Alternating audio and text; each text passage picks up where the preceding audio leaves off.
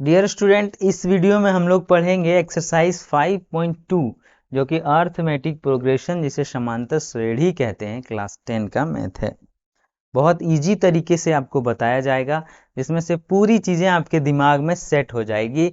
चाहे आप किसी भी लेवल के स्टूडेंट हो, चाहे वो हाई लेवल के स्टूडेंट हो या नॉर्मल एवरेज स्टूडेंट हो, आपको अच्छे से समझ में आएगा। इसके लिए आपको NCERT फॉर यू आपका अपना चैनल है, वहाँ पे ही ये वीडियो आप देख रहे हैं। ठीक है, अगर आप फेसबुक से देख रहे हैं तो इस चैनल पे जाएंगे, NCERT फॉर यू जो कि यूट्यूब पे मिलेगा, वहां पे पूरे के पूरे चैप्टर का क्वेश्चन आंसर आपको सॉल्व किया हुआ मिलेगा।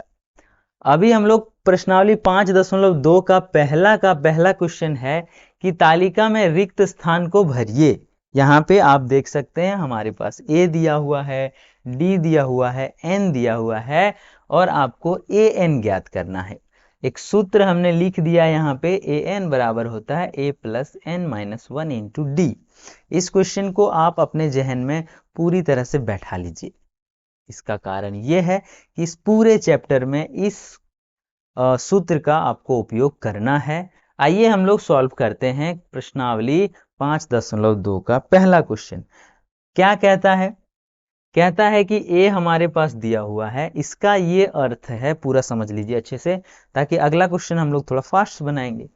ए मतलब होता है, ये एक एपी है और एपी में से ए का अर्थ होता है सबसे पहले जो संख्या रहता है A1, उसके बाद आ जाता है A2, उसके बाद आ जाता है A3, इसके बाद A4 और सो ऑन, मतलब चलते रहता है। इस तरह से होता है एपी।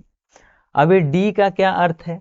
तो इन दोनों के बीच में जो अंतर होता है इसे ही कहते हैं डी।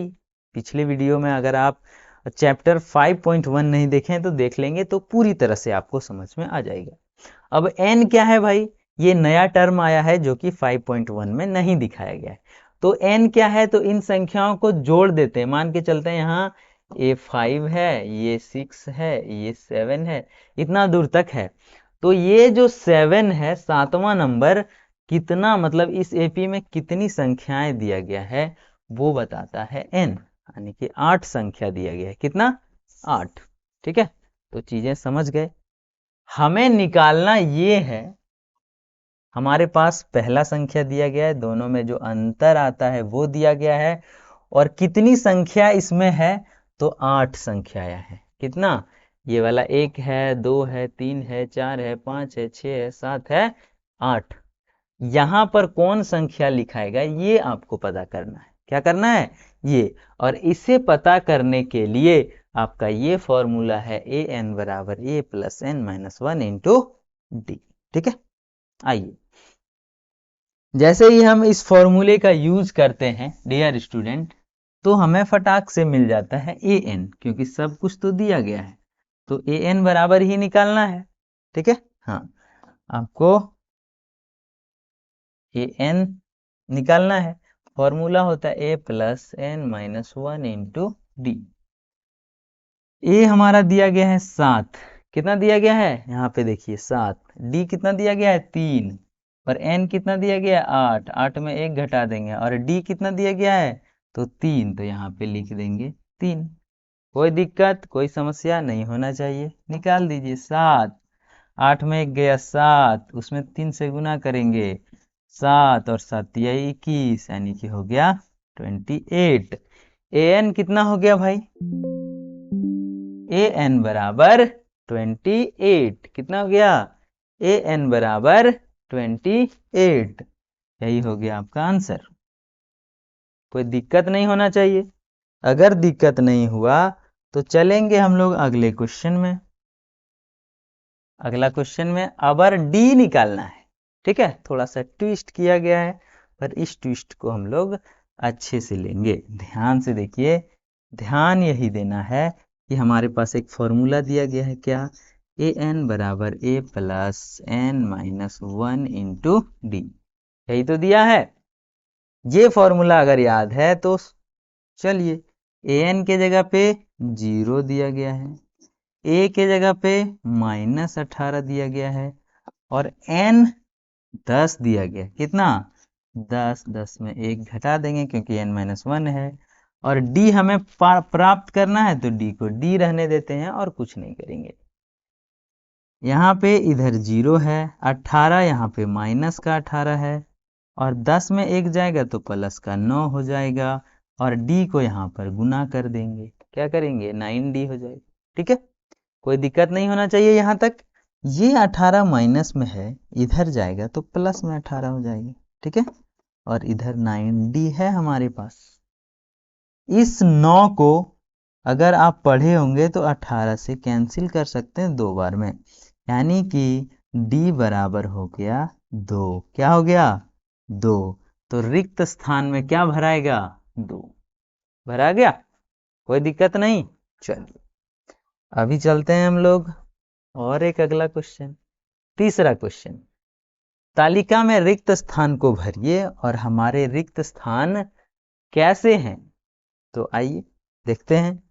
अभी a ही नहीं दिया गया तो फॉर्मूला लिखते हैं पहले।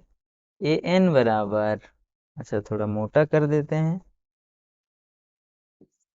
ठीक है, an बराबर a plus n-1 into D.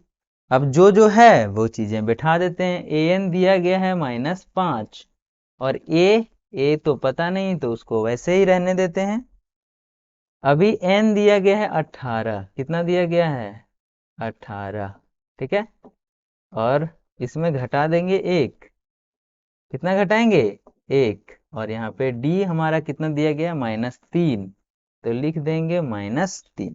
ठीक है, कोई दिक्कत नहीं है। ये 18 माइनस 1 देखने में थोड़ा अजीब लग रहा है तो हम लोग थोड़ा अच्छा कर देते हैं। ठीक, a को निकालना है।